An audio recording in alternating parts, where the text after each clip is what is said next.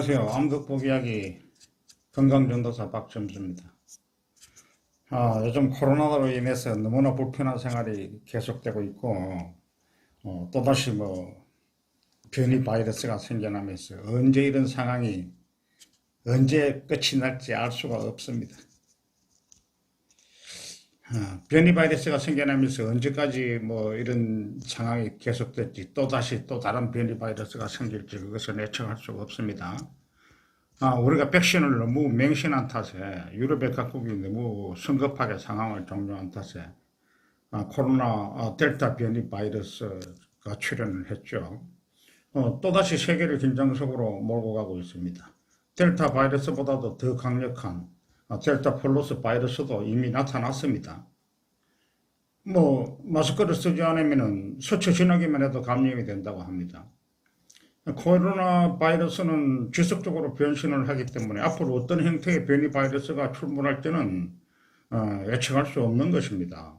몽골, 칠레는 최악의 코로나 국가로 이름을 올렸고, 실내 마스크 착용 해제를 선언한 이스라엘도 델타 바이러스로 곤욕을 치르고, 러시아 등 세계가 초비상에 걸릴 조짐을 보이고 있습니다. 앞으로 어떻게 코로나가 더 강력한 변이 바이러스로 발전될지 누구도 알 수 없지만, 처음 코로나가 진행됐을 때 제가 14회 방송 그리고 15회 방송과 그 후에도 암을 포함한 모든 병이나 코로나의 예방과 앞으로 올 것 같은 변이 바이러스에 대해서 제가 경고 방송을 해드렸습니다.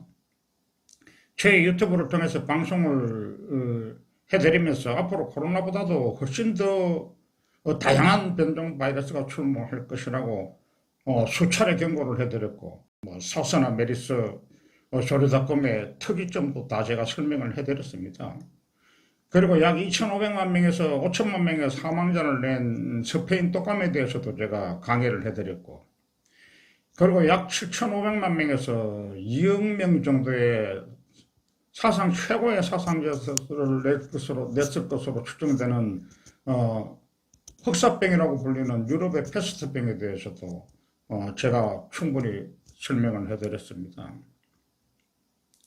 지금 현재도 이 더운 여름에도 마스크를 쓰고 생활해야 하고, 수많은 사상자를 내고 있는 코로나에 대해서도 어떻게 예방을 해야 하는지 강의를 해드렸습니다만,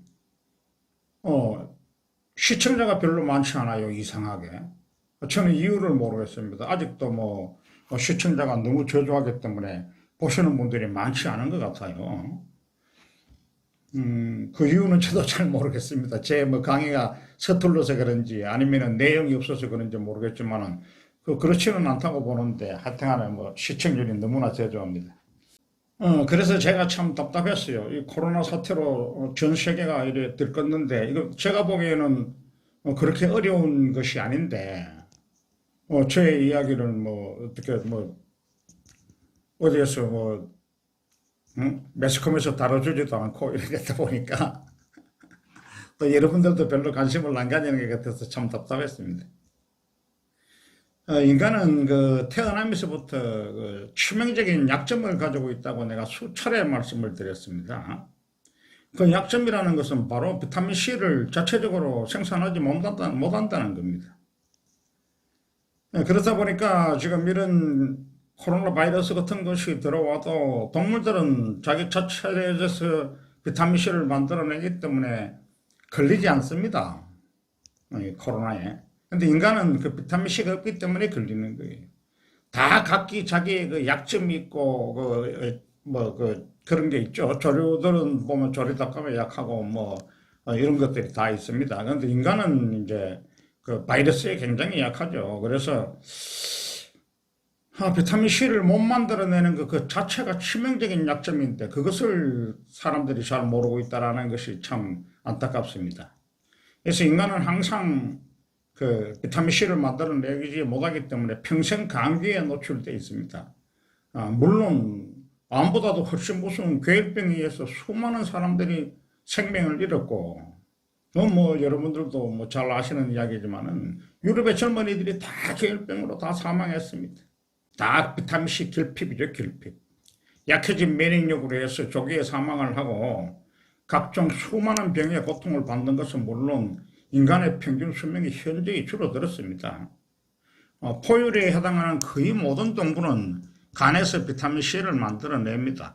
이 변환 과정은 각기 다른 효소에 의해 조절되는 여러 단계의 화학 반응으로 이루어져 있습니다.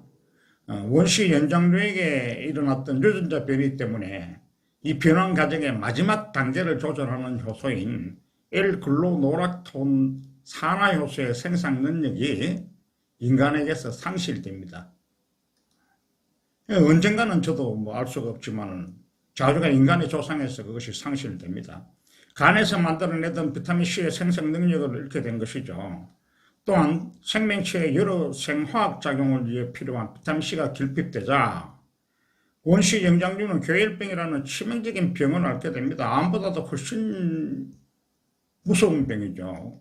그로부터 수백만 년이 아니 수천만 년이 지난 오늘날까지도 인간을 비롯한 원시 영장류의 자손들은 간에서 일어나는 비타민C 생산 과정의 마지막 단계를 조절하는 효소를 갖고 있지 못합니다. 이것이 인간이 비타민C를 생성하지 못하는 이유입니다. 비타민C가 없이는 생명체가 오래 생존을 할 수가 없습니다. 이런 유전자 변이는 매우 치명적인 것이죠.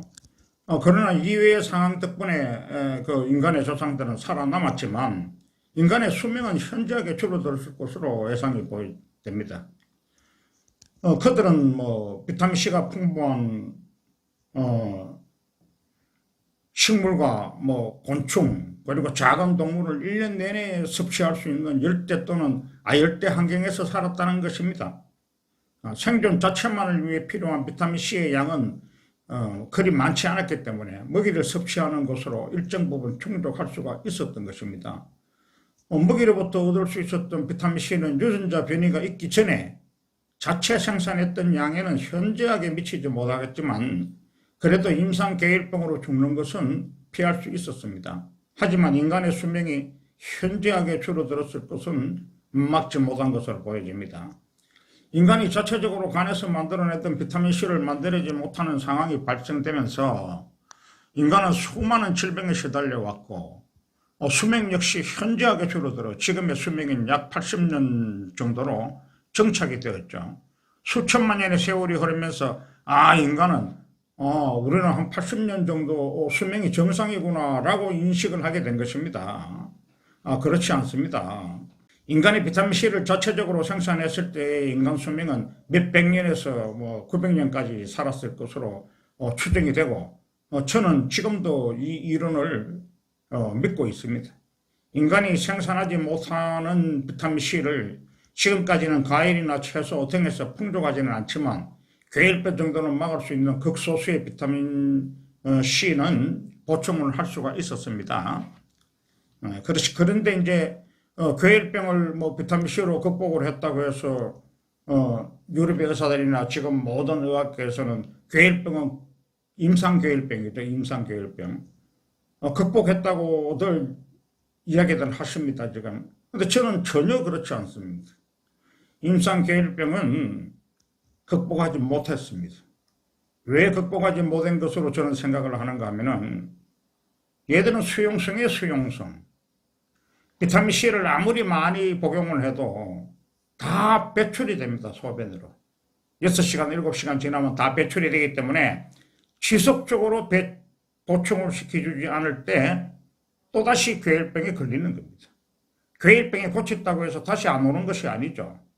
그렇게 평생 이 비타민C를 자체적으로 만들어내지 못하기 때문에 평생 복용을 해야 되는데 괴혈병이 고쳐졌다고 해서 또다시 복용을 안 하면 또다시 걸리죠. 그렇기 때문에 급성괴혈병도 아직까지 정복을 못한 것입니다. 그리고 그것보다도 더 중요한 것은 만성괴혈병이 있습니다. 만성괴혈병. 이거는 임상을 보이지 않기 때문에 표가 나지 않습니다. 이 만성괴혈병은 아예 지금 극복을 하지 못하고 있습니다. 그래서 이제 임상괴혈병이나 만성괴혈병을 포함한 각종 질병에 걸리게 되는 것은 바로 이 비타민C 결핍이라고 저는 보고 있습니다. 이 모든 병들은 면역력이 떨어져서 오는 병들입니다. 우리가 지금 위기에서 그리고 앞으로 다가올 최악의 재앙인 신종 바이러스에 대비할 수 있는 방법은 면역력을 향상시키는 것 외에는 없습니다.